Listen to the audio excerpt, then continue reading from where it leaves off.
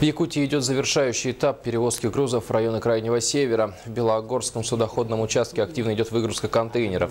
Завезены на 100% дизельное и газоконденсатное котельное топливо. 70% каменного угля находится на Белой горе, 25% на баре реки, 1300 тонн остается завезти с Колымы, это 8%.